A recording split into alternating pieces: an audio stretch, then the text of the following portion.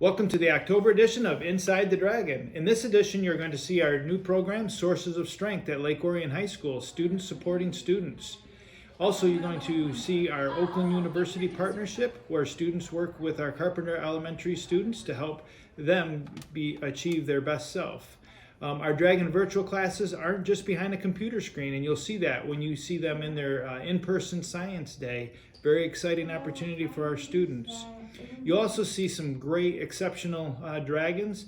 Our Lake Orion High School celebrated with their Wall of Excellence program, and we recognized a number of sensational dragons. Lastly, our Lamp of Learning program. You're going to take a look at that. Our board continues to help motivate and support the academic achievement of all of our students.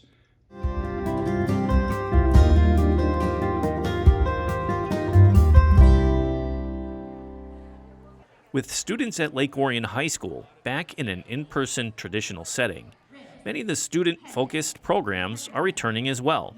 Student mental health remains a top priority, and the school leaders have embraced a new program this year.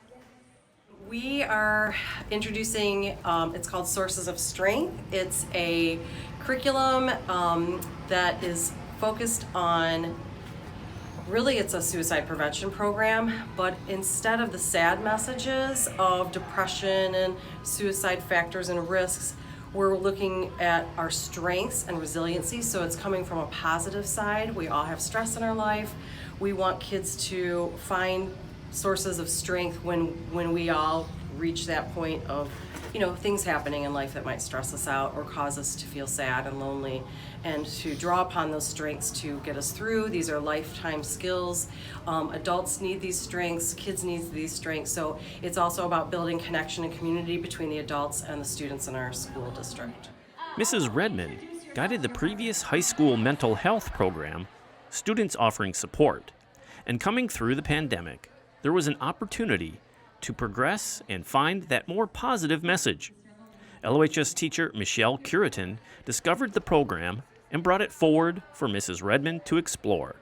The implementation process began with introducing it to LOHS staff members, and teachers nominated students from diverse backgrounds and various friend groups. We asked teachers to nominate students from diverse backgrounds and friend groups that might be kind of peer leaders in their friend group, so that we could get the message to them and get them practicing some of those sources of strengths in their lives, and get the positive message of leaning on one another and also, finding all the kinds of sources of strength, whether it's family, positive friends, physical health, mental health, practicing mental health, mindfulness. Some people go to strength through spirituality. There's just all these, it's a core wheel of where we get our strengths from. And so we're talking about those strengths. We're sharing where we get our strengths from in times of need or trouble, or in good times, and how we can support one another and make those connections. The invited students took a day at the Cirque building to embrace the lessons of the SOS program. As a facilitator, the program visited to foster the engagement and learning of the students. Connecting in a lively atmosphere with games allowed the students an upbeat process as the lessons sunk in. I was immediately into it. That's why I spent my summer. I worked at a youth camp for 8 weeks up in UP. I kind of spent my whole summer devoting and helping out people accept and get over the issues that they were struggling with at that point in time. I've always been invested in everything that leadership does, and kind of SOS was more of a direct hit to me, something that I was more interested in. I really like helping people for the most part, and this is what it's all about. In my free time, I'm part of a lot of clubs. I think that it was something really personal for me when I got nominated, that someone saw that I cared about other people. I think it really helped me. The SOS education is intended for the students to take it back to their peer groups, support themselves, and better recognize and engage those in need. I really think it's useful. I can't wait to go back to school even later today, to just tell people I'm there for them. I've kind of steered myself away from trying to reach out to people because everyone reacts in different ways, but I'm excited to finally open up and talk to them and say I'm here.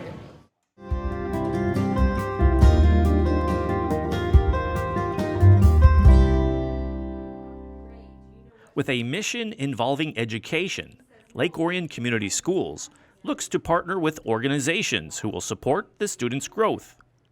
Sitting so close to Oakland University, it's a natural connection. So when OU Professor of Education, Julie Schraben, asked to connect with Carpenter Elementary, it made a lot of sense. The mission, I would say, and it's an interesting partnership, and that word is key, I think, in understanding what we're doing here, because it's aspiring OU teachers who are in the field and trying to get experience, and Carpenter has been so gracious to allow us to come into their building. The teachers have been wonderful, opening their classrooms, the spaces for us, and our students get that one-on-one experience with teaching, being in the building, working with these kiddos, and then also the kiddos receive this excellent one-on-one time where they really are immersed in doing what they're doing in their classrooms every day, except for getting that one-on-one attention and learning and applying the skills that they're already learning in school and getting it in a different context or focus. So the true essence of a partnership is what it is. And it's exciting, I think, on both ends, because they develop this relationship with the student, and it's a reciprocal relationship. Professor Schraben holds her education class in an unused Carpenter classroom each Thursday. Beginning before students arrive in the building, she engages the college students just as she would on the OU campus. But they're able to see the process of the elementary building. I think it helps put us in the mindset of being teachers, just being able to even just walk through the halls with them, and especially getting to work one-on-one with another student. It definitely allows us to be more hands-on and actually get experience before we're in the classroom by ourselves. So it's been really helpful. The on-site connection was not promised when they signed up for the class, but having the opportunity to be in the building is a great benefit of real-world teaching, well before an internship would begin. After their class concludes, the OU students work with the Carpenter students for one-on-one reading time. That opportunity allows them to see their in-class lessons applied in a real school setting, not just in theory. For me, I talked with Mrs. Mercer, and it was a phenomenal opportunity that we felt for mutual benefits. Number one, we're helping to train the next generation of educators. They're going to be working within our building, seeing some of our procedures, seeing some of our professional staff in action, and seeing what it takes to be an actual teacher. So phenomenal experience, because typically in teacher education programs, it's done at the university level. It's done within a classroom on the university, not seeing what it's actually like living the life of a school teacher in a building. So phenomenal experience, both direct and indirect exposure for them to life as a school teacher.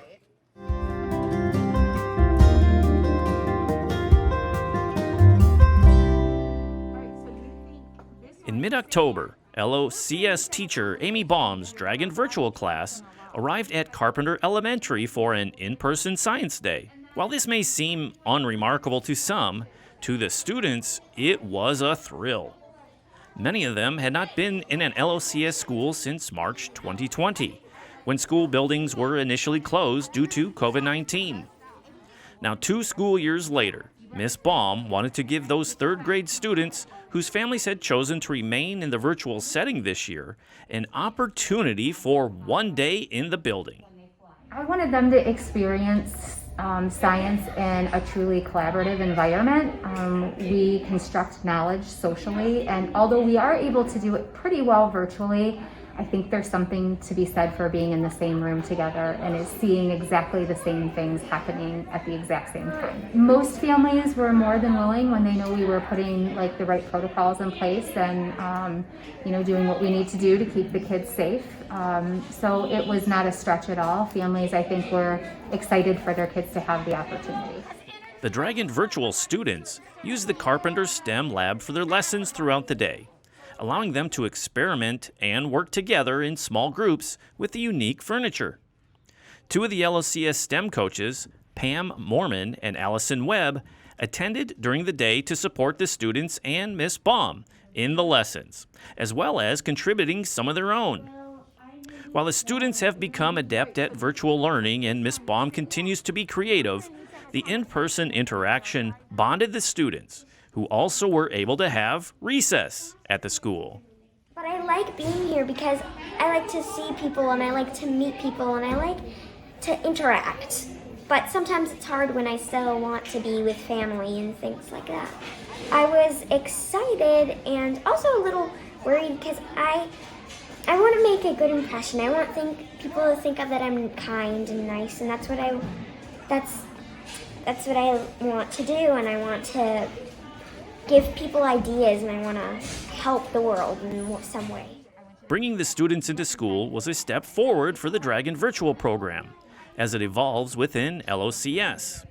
In its second year, coordinator Nick Cosia is still finding what works for teachers and families who chose the virtual options. As the pandemic has progressed and parents and folks in the community have gotten a little more comfortable with the state of things, bringing students in as a component of the virtual learning environment is definitely on our list of priorities. We want to get the kids working together, like I said previously, and we're very excited to have them here.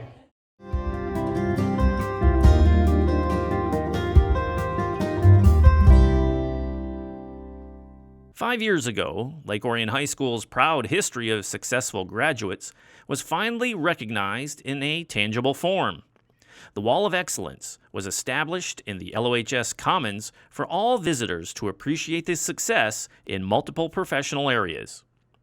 Due to the pandemic, there was no ceremony held in 2020, so the 2020 and 2021 classes were honored this fall by LOHS. In total, the distinguished members on the wall before us represent less than a tiny fraction of 1% of the alumni who have graduated from our district. The 9 individuals that are being recognized today represent amazing stories of excellence, achievement, perseverance, and sacrifice. Just a quick background on the Wall of Excellence program. Each year, we solicit and receive nominations from the community members, alumni, current and former educators, people from across the country. And through this process, we are overwhelmed with stories from our alumni that speak to the positive aspects of not just this school, but also this wonderful community. Our committee carefully reviews applications and selects individuals who have demonstrated tremendous success and are at the pinnacle of achievement in their respective professions. And it is with intention that the Wall of Excellence represents many career paths, including business, broadcasting, journalism, engineering and science, the fine and performing arts, athletics, and the military service. The 2020 class featured an array of achievement, with professional golfer Tim Gillis, para-Olympian Bob Gibson, Disney lighting artist Angela McBride, TV reporter Shannon Pettypiece, electronic musician Seth Troxler, and children's book author Katie Yamasaki. Due to travel challenges, few other enshrinees were able to attend, but their messages were shared, such as Bob Gibson's brother and Angela McBride's parents. I spoke to Bob today, and this is what he wanted me to share with you. He said, "Bill Reese got me started in a lifelong activity that benefited me greatly in other things in my life. The way he showed interest in me, worked and spent time with me, always encouraging me, which enabled me to succeed." But as Charlie mentioned, she's always had a passion for art, from her humble beginnings at the Stadium Elementary School to the College of Creative Studies. She interned at Pixar, and then she started her career at Walt Disney Studios. So I've got a really short statement from her. I'm going to read that to you right now. And Angela says, "I'm very honored. I'm grateful to be an LOHS alumni and appreciate the encouragement and help from my teachers who helped me succeed. And special thanks to Mrs. Melissa Wilson, who nominated her and who was instrumental in being a mentor to help her succeed." So thank you very much. The 2021 class included U.S. Army mental health nurse practitioner Kimberly Jenkov, author Frank Lessiter, and soldier Orsel Dudley was also represented, with Mr. Lessiter sharing his message in person. I went to Michigan State and majored in dairy science, but I got started here on my journalism career, which is what we do, because of an English teacher named Mr. Michaels, and I graduated a long time ago. And he turned me on to writing. My mother had been an English teacher for a year or two, and she turned me on to that. And then a farmer down the road from us got me turned on to photography. I'm the last class to spend her whole career in the Elizabeth Street School. I spent all 13 years there. They opened Blanche Sims, who I see is even older than I am on the board. And the class behind me got into the Blanche Sims School, and the class behind me, which Ellen England told me, got into the new high school. So I spent my whole career at Elizabeth Street. My wife, who's with me, Pam, has kind of been the brains of our outfit over the years. We just celebrated our 45th anniversary at Lester Media. We have about 40 employees. We do 9 magazines and newsletters in the agricultural field. My dad told me once, you just decided it was easier to tell others how to farm and raise food than to do it yourself. There's a lot of truth to that. The opportunity to honor dragons from many generations allows the current students to be inspired. Okay, so when 2,300 plus students pour through those doors every single day and they walk past this wall of excellence, okay, it is our hope that it provides a daily reminder of their unimaginable potential. And with that said, speaking from the vantage point of a student, I've got a good one here. Okay, this is Miss Melinda Brunk, okay, a member of our executive board student leadership team. Melinda?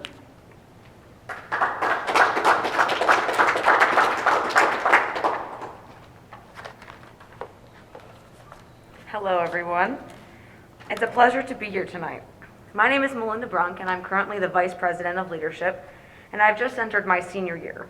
We play a little icebreaker game in leadership, which is our student council, within the first week, and it's called speed dating. Basically, it's just rapid-fire questions, and you get about 30 seconds to answer them. And one of the questions they always ask me is, what is your dream job?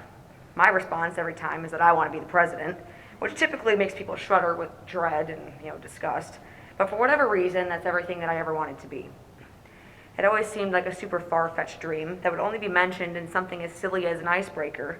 But as I'm surrounded by this group of people, it reminds me that maybe it really isn't so crazy. The people who have received this award and the ones being awarded tonight are the reason why kids like me can have such big dreams.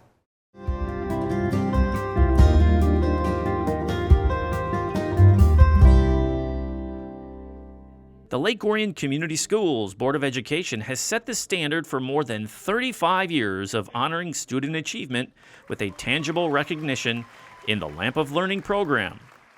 I'm Scott Taylor from the Board of Education. Good evening, and on behalf of the Lake Orion Schools Board of Education, we'd like to welcome you to the Lamp of Learning Academic Awards Ceremony. This night is always a highlight of the school board's year, where we have the opportunity to recognize and award our students for their scholastic achievement. So your students are continuing a proud heritage of academic achievement at Lake Orion. This year especially hits me because these students last year had to go through so many different learning styles and environments. While in 2020, the program shifted to a drive-up connection by families due to the pandemic, the event returned indoors this year with each of the 4 schools, Lake Orion High School and the 3 middle schools having their own ceremony. Students will receive awards based upon their attainment of exceptional grade point averages. Students who achieve this status receive a lapel pin, an academic letter, and then a bronze, silver, and gold pin for each year of attainment. This event is very unique to Lake Orion Community Schools, and we are extremely proud to continue this tradition. Having this academic celebration in the high school auditorium just makes sense. At Scripps, we do our best to create an environment where students can grow and discover their best selves within a safe and supportive environment, all with one goal in mind. And that is to continue that work and become leaders once they get to Lake Orion High School or wherever they may end up spending their high school years. These students being honored tonight have shown a commitment to academics and to making the most of their opportunities. Each student with a 3.5 grade point average in grades 6 through 11 last year was honored in this ceremony. There are different levels of an academic letter, or a gold, silver, and bronze pin. The students who qualified as seniors last year were honored before leaving the district. The Board of Education trustees take a direct role in the ceremonies, handing out the awards and shaking hands with the students. The night also allows the wonderful talents of students to be recognized, such as the national anthem sung by the LOHS choir. Oh, say, can you see by the dawn's early light what so proudly we hailed at the twilight's last gleaming? The program reaches many of the district's students, with 1,683 students honored for their 2020-21 academic performance. Page wide.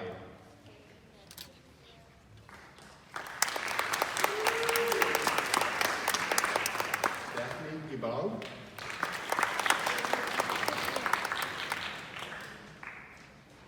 Ariana Molesio.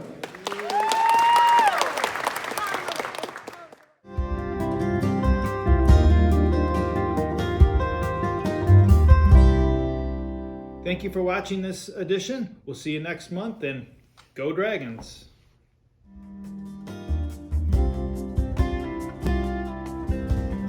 Inside the Dragons is produced by the Lake Orion Community Schools in partnership with Orion Neighborhood Television. For up-to-date news and information about the Lake Orion Schools, visit our website at lakeorionschools.org and watch us on Comcast Educational Access Channel 22 and AT&T UVerse Channel 99.